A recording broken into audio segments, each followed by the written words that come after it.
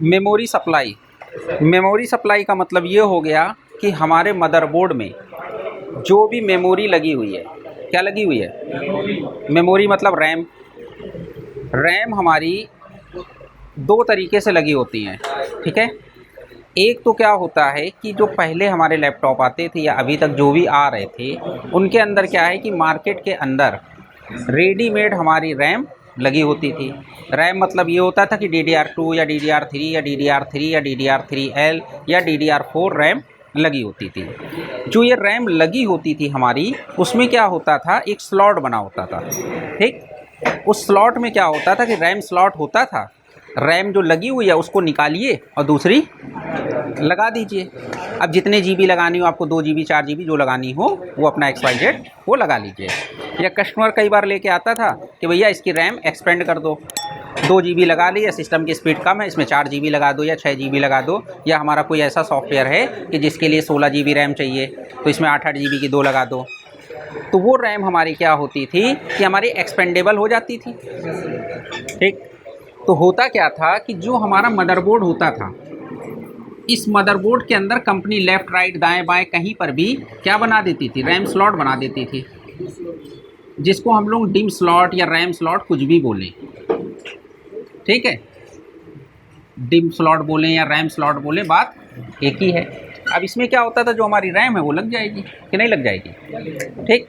एक connector type का होता है, सीधे अंदर घुसेड़ा लगा दिया, ठीक, बस लग गई रैम, कोई दिक्कत नहीं। अब उसकी सारी पिनें हो जाएंगी। अब वो सारी पिनों से अब होता क्या है कि रैम जो होती है हमारी, रैम के अंदर बहुत सारी लाइंस होती हैं, बहुत सारी पिनें होती हैं। तो जो रैम के अंदर से डेटा कम्युनिकेट करेगा, डेटा क्या होगा, या तो चिप के साथ में कम्युनिकेट करेगा या CPU के साथ में कम्युनिकेट करेगा। तो रैम के अंदर जो डेटा की लाइन होती थी वो कितनी लाइनें होती थी, 64। इसका मतलब ये है कि जो डेटा की लाइन होती है वो D0 to D63। बात समझ में आई कि नहीं आई? तो डेटा की लाइन कितनी हो गई, 64। उसकी नंबरिंग कैसे स्टार्ट होगी, D0 to D63। अगर कोई आईसी हमारी आईसी है कि जिसके अंदर डेटा की 4 लाइनें हैं, कितनी लाइनें हैं? अगर कोई ऐसी हमारी आईसी या कोई भी चीज़ है जिसके अंदर डेटा 4 लाइनों से कम्युनिकेट करता है, तो उसका नंबर लिखा होगा D0 to D3। नंबरिंग हमेशा 1 से नहीं 0 से स्टार्ट होगी। अगर कोई 8 बिट की डेटा वाली आईसी है तो वो क्या हो जाएगा, D0 to D7, मतलब 1 2 3 4 मतलब करके 7। अगर 16 बिट की है तो D0 to D15, ठीक।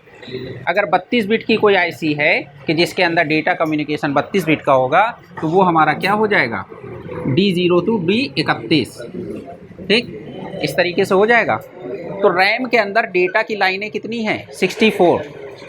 कितनी लाइनें हैं, तो D0 to D63 होगा। बात समझ में, ठीक। तो ये डेटा की लाइन होगी, बाकी एड्रेस की लाइनें होंगी, ठीक। तो ये डेटा और एड्रेस, ये सारी चीज़ें डेटा लेवल पे हैं। प्रॉब्लम जो ज़्यादातर आएगी वो आती है वोल्टेज लेवल पे, क्योंकि डेटा लेवल पे प्रॉब्लम नहीं आएगी। क्यों? क्योंकि जहाँ पर वोल्टेज हमारा दिया जाएगा तो उसके साथ में करंट होता है। तो उस लाइन में जब करंट होता है तो करंट का फ्लो होगा, तो वो लाइन क्या होगी, हीट भी होगी, तो यानी उस लाइन में प्रॉब्लम भी आएगी, वो लाइन भी डैमेज हो सकती है, वो आईसी भी। इसका कम्युनिकेशन डेटा का क्या है, सीधे CPU से है, तो इस लाइनों में प्रॉब्लम आने के चांसेस बहुत कम रहते हैं। जो प्रॉब्लम आती है वो आती है वोल्टेज लेवल पे, ठीक है।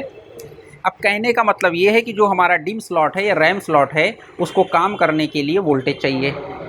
इससे पहले हम लोग ये देख ही चुके हैं कौन सी रैम को कितना वोल्टेज चाहिए, ठीक। 1 है, 2 है, 3 है, कौन सी रैम है उसको कितने वोल्टेजेस चाहिए। अब हमें क्या करना पड़ेगा कि एक आईसी लगानी पड़ेगी। आईसी हमारी कौन सी होगी, बक कन्वर्टर आईसी होगी, ठीक। अब जब बक कन्वर्टर आईसी होगी तो उस आईसी को काम कराने के लिए इनेबल सिग्नल चाहिए होगा।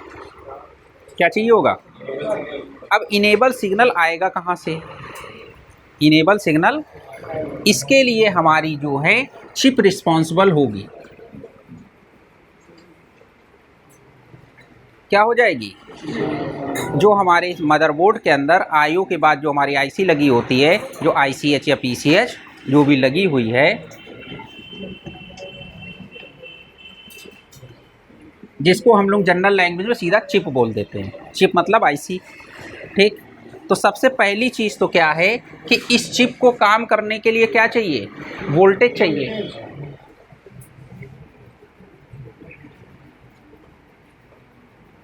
तो चिप के लिए हमारे वोल्टेज हो जाएंगे कि नहीं हो जाएंगे? और जो चिप के लिए वोल्टेज होते हैं वो हमारी सप्लाई होती है सस्पेंडेड सप्लाई। क्या होती है? जिसको हम लोग वीसीसी सस भी बोलते हैं। ये कितना वोल्ट होता है? 3.3 वोल्ट। दूसरी बात क्या होगा कि जब हम अपने लैपटॉप में ऑन ऑफ बटन दबाएंगे, क्या करेंगे? ऑन ऑफ बटन दबाएंगे तो इस चिप के ऊपर एक रीसेट सिग्नल आएगा जिसका नाम होगा RSM RST। क्या हो जाएगा? ये सिग्नल कौन देगा चिप को? आईओ। आईओ कब देगी? जब हम लैपटॉप में ऑन ऑफ बटन दबाएंगे। बात समझ में आई? तो हमारी चिप को काम करने के लिए क्या मिल गया? वोल्टेज मिल गया, साथ में क्या मिल गया? रीसेट मिल गया। ये रीसेट कहाँ से आएगा? आईओ या एसआईओ कुछ भी बोल सकते हैं, ठीक। ये दो चीज़ें हो गई। अब चिप को हमारे क्लॉक सिग्नल चाहिए, तो इसके लिए हम लोग क्या करेंगे? क्रिस्टल लगा देंगे, ठीक। ये हो गया। तो चिप को ये इतनी चीज़ें मिल गई। अब हमें चिप से ये कहना पड़ेगा कि भाई काम करो। क्या काम करो? जिस तरीके से हम लोग इससे पहले आईओ को वोल्टेज देते थे, ईसी रीसेट देते थे, क्रिस्टल लगा दिया था आईओ के साथ में, लेकिन जब तक ऑन ऑफ बटन नहीं दबाया था आईओ ने काम नहीं किया था। अब उसी तरह से चिप के साथ में भी हमको एक बटन लगाना पड़ेगा। तब उसके लिए क्या हम एक अलग से बटन लगाएं लैपटॉप में कि पहले आईओ को ऑन ऑफ करें, ऑन करें, फिर चिप को ऑन करें, मतलब पहले लाइट ऑन करें, फिर पंखा ऑन करें, फिर कूलर ऑन करें? ऐसा होगा? ऐसे तो बहुत सारे बटन लग जाएंगे हर एक आईसीयू के लिए। तो उसके लिए क्या होगा कि जब हम आईओ को कमांड देंगे, यानी NBSW ऑन वाला बटन दबाएंगे, यानी आईओ को ऑन करेंगे, तो आईओ क्या करेगी? एक सिग्नल निकालेगी जिसका नाम होगा DNBSW ऑन। क्या नाम हो जाएगा? आ गई बात समझ में कि नहीं आई? आ गई। तो आईओ से क्या मिलना चाहिए? RSM RST मिलना चाहिए, साथ में DNBSW ऑन भी मिलना चाहिए कि नहीं मिलना चाहिए? मिलना चाहिए कि नहीं? जब ये मिलेगा तब जाके आईओ हमारी इसको, मतलब आईओ इसको ऑन कराएगी तो ये काम करेगी। तो ये चिप की रिक्वायरमेंट यानी इनपुट पूरे होने चाहिए। बात समझ में आई? चिप को 3 वोल्ट मिलना चाहिए, RSM रीसेट मिलना चाहिए, DNBSW ऑन मिलना चाहिए। अगर आईओ ने ये इतनी चीज़ें इसको नहीं दी तो ये हमारा लैपटॉप की चिप जो है वो काम नहीं करेगी। बात समझ में आई? ये जो DNBSW ऑन नाम है, इसका नाम क्या होता है? पावर बटन आउट करके भी आईओ से नाम आ सकता है। क्या आ सकता है? ठीक, मतलब कुल मिला के इस चिप का ऑन ऑफ बटन हो गया। इसको हम लोग नहीं ऑन करा रहे हैं, इसको कौन ऑन करा रहा है? आईओ ऑन करा रही। आईओ क्या दे रही? रीसेट सिग्नल दे रही। तो आईओ से रीसेट सिग्नल निकलना चाहिए कि नहीं निकलना चाहिए? तो आईओ का ओके होना चाहिए। जब आईओ ओके होगी तो रीसेट भी देगी और इसको DNBSW ऑन भी देगी, यानी एक सिग्नल देगी कि जो कहेगी चिप से कि ऑन हो जाओ। अब जब चिप हमारी ऑन हो गई, इससे पहले हमारी जो आईओ थी उसने क्या निकाला था? S5 ऑन निकाला था। अब क्या होगा कि जो हमारा सीक्वेंस चलता है वो चलता है S5, फिर S4, फिर S3, फिर S0 चलेगा। पहले कौन सा सिग्नल निकलेगा? S5, फिर S4, फिर S3, फिर S0। तो आईओ ने S5 तो निकाल दिया। अब ये आईसी कौन सा सिग्नल निकालेगी? S4 निकालेगी। कौन सा सिग्नल हो जाएगा? तो इसका नाम SLP S4 भी मिल सकता है आपको। क्या नाम मिल सकता है? SLP S4। ये सिग्नल हो गया। ये कहाँ से निकलेगा?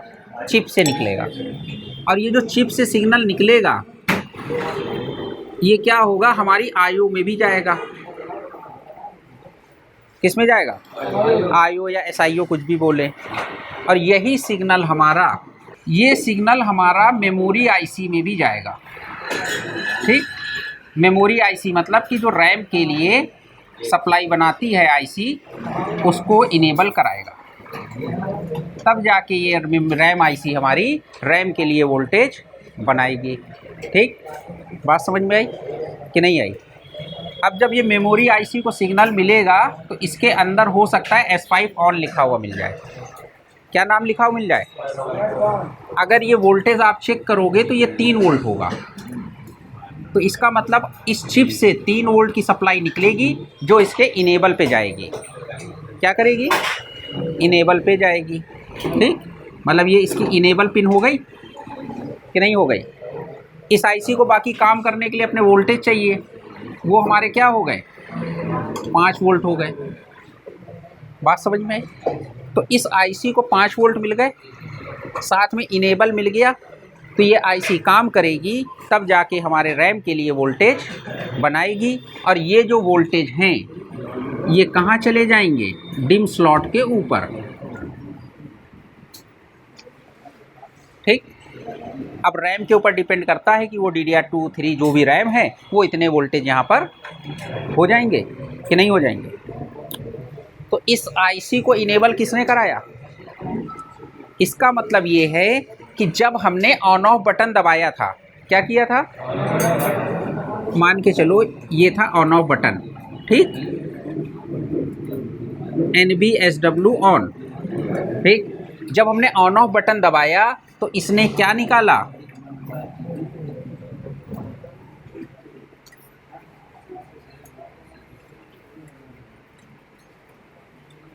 बात समझ में आई? तो जब हमने इसका ऑन ऑफ बटन दबाया तो इस आईओ ने क्या किया? RSM RST निकाला। क्या निकाला? तो आईओ की पिन पे अगर आप चेक करोगे तो 3 वोल्ट मिलेगा।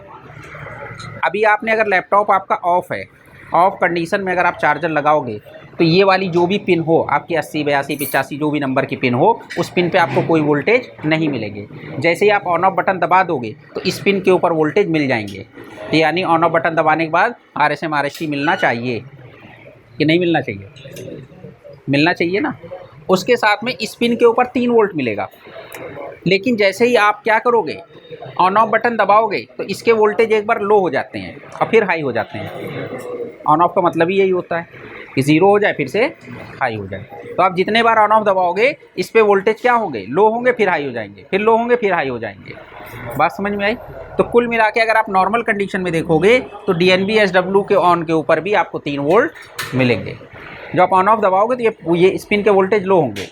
जैसे आपका ये पिन है, इसके ऊपर 3 वोल्ट परमानेंट रहते हैं। जैसे हम ऑन ऑफ दबाते हैं तो ये 0 हो जाते हैं कि नहीं हो जाते हैं? तो यहाँ परमानेंट 3 रहते हैं, जैसे ही ऑन ऑफ दबाएंगे 0 होगा। तो जैसे ही NBSW ऑन की कमांड निकलेगी तो ये क्या रहेगा? 3 रहेगा, फिर 0 हो जाएगा, और फिर जैसे ही छोड़ोगे फिर। बात समझ में आई? तो एक तरीके से इसको हमने ट्रिगर करा दिया, कमांड दे दिया कि भाई काम करो। तो अभी क्या हुआ कि आईओ अभी हमारी पूरी नहीं काम कर रही। अभी सिर्फ हमने ऑन ऑफ बटन दबाया तो कुछ सिग्नल उसने निकाले हैं, और भी कुछ सिग्नल हो सकते हैं। ठीक है, अभी हम लोग उस सिग्नल की बात नहीं कर रहे हैं अभी, लेकिन पूरी तरीके से ऑन नहीं हुई। अब जब ये ऑन होगा तो ये आईओ से कहेगा भाई हमने काम चालू कर दिया, तुम भी और चालू करो। तब जाके आईओ और भी सिग्नल्स को काम कराएगी। तो यानी आईओ को पता चल गया, तो आईओ इस इंतज़ार में बैठी थी कि भाई हमने थोड़ा बहुत काम किया है, अब ये बड़ी वाली आईसी ये है, मतलब मेन चिप हमारी ये है, अब जब ये काम करेगी तो बाकी और भी हम काम करेंगे। तो अभी इसको कैसे पता चलेगा कि ये आईसी ने काम किया कि नहीं किया?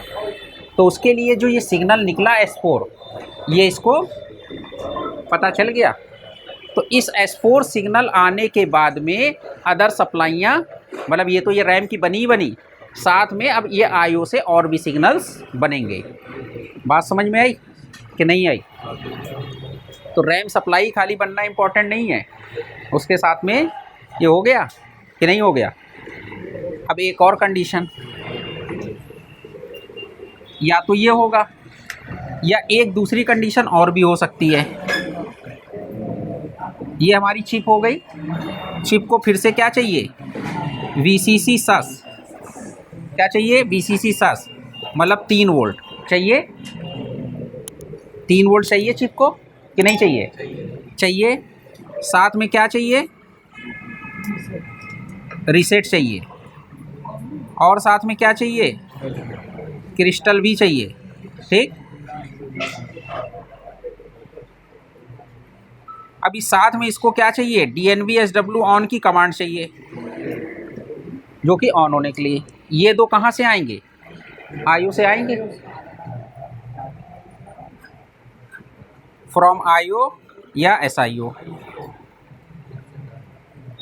हो गए, ये मिल गया। अब क्या होगा कि ये जो चिप है ये अब हमारी फिर से काम करेगी कि नहीं करेगी?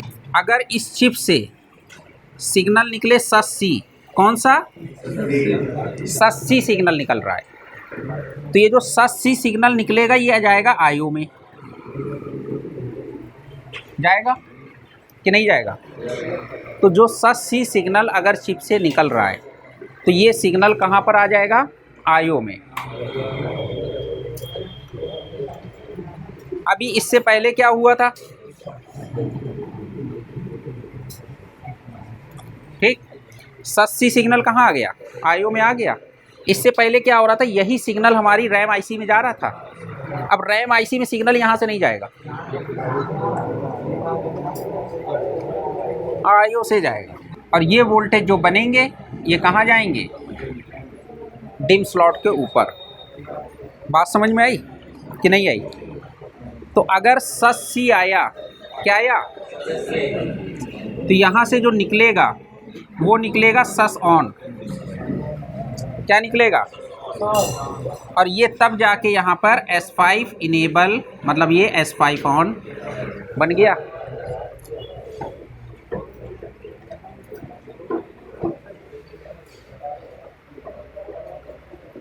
तो अगर हमारी रैम के लिए वोल्टेज नहीं बन रहे तो इस IC को वोल्टेज मिलना चाहिए, साथ में इनेबल मिलना चाहिए। तो कल हम लोग ने एक जनरल ऐसे बात करी थी कि भाई ये सिग्नल क्या है कि या तो चिप से आएगा या IO से आएगा। अगर चिप से आएगा तो ये डायरेक्ट चिप्स में तो आएगा, तो ये सिग्नल जब यहाँ से निकलेगा तो IO में भी जाएगा और साथ में चिप पे भी जाएगा। यहाँ पर कहानी थोड़ा चेंज हो गई। अब क्या हो गई, ये जो सिग्नल निकला है अब इसका नाम पहले SLP S4 था, अब नाम क्या हो गया, SUS-C हो गया। तो अब अगर हमने देखा कि ये IO ने ये सिग्नल नहीं निकाल रही 3 वोल्ट, IO क्या कर रही, नहीं निकाल रही, तो भैया IO क्यों नहीं निकाल रही, या तो IO ख़राब है और या IO को ये सिग्नल ही नहीं मिल रहा। हो सकता है कि नहीं हो सकता है, हो सकता है ना। तो अब IO को कौन सा सिग्नल मिलेगा ये भी तो हमको मालूम होना चाहिए। हमको हवा में तो पता नहीं चल जाएगा, खाली पिने ही दिखाई पड़ेंगी। लेकिन आपको ये समझ लेना है कि ये जो SUS-C सिग्नल है ये कौन सा है, ये S4 वाला सिग्नल है। तो S4 जो SLP S4 सिग्नल है ये हमारा कौन सा है, SUS-C है, SLP S4 ये सिग्नल हमारा क्या है। तो जब ये चिप हमारी ये सिग्नल निकालेगी तो इस सिग्नल का नाम क्या हो गया, SUS-C हो गया। ये IO को मिलेगा। तो अभी हम क्या कर रहे थे कि IO को भी बता रहे थे भाई काम करो, इनको भी बता रहे थे काम करो। अब हम 4 आदमियों से कम्युनिकेट नहीं कर रहे हैं कि हम सबसे कहें भाई तुम भी काम करो, तुम भी काम करो, तुम भी काम करो।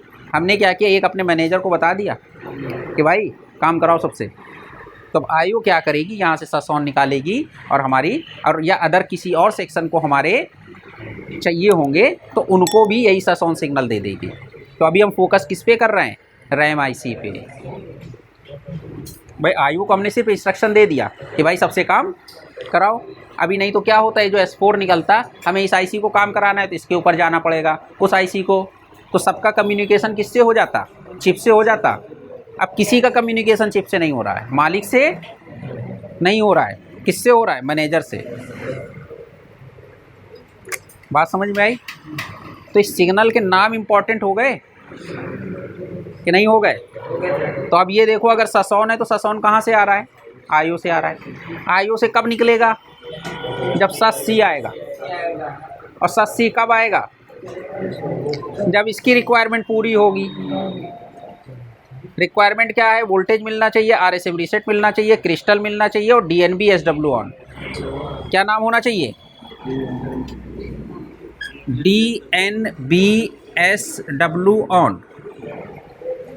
बात समझ में आई? IO को ऑन कराने के लिए क्या था? NB SW on. चिप को ऑन कराने के लिए क्या है? आगे बात समझ में? तो सारा काम टेक्निकल लैंग्वेज में और कोड वर्ड में होने लगा कि नहीं होने लगा?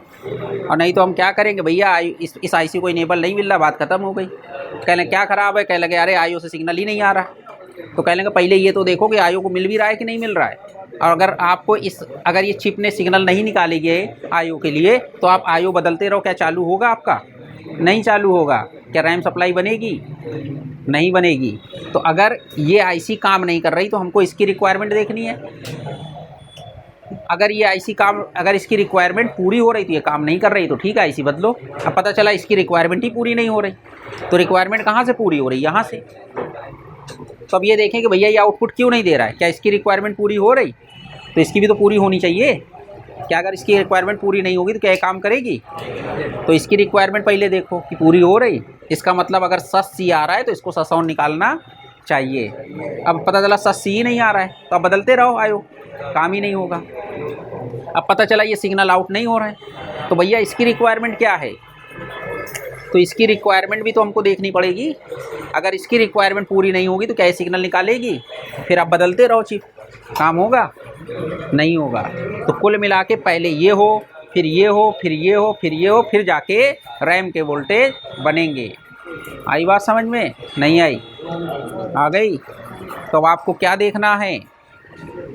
ये देखना है, ये देखना है, ये देखना है, फिर जाके रैम स्लॉट बनेगा। आई बात समझ में? किसी का कोई है? चिप देखना है, फिर IO देखना है, फिर रैम आएगी। हाँ, तब जाके रैम के वोल्टेज, या अगर रैम के वोल्टेज नहीं बन रहे हैं तो पीछे चलते चले जाओ, या इस कंडीशन में रैम के वोल्टेज नहीं बन रहा है तो पीछे चलते चले जाओ। बात समझ में आ गई?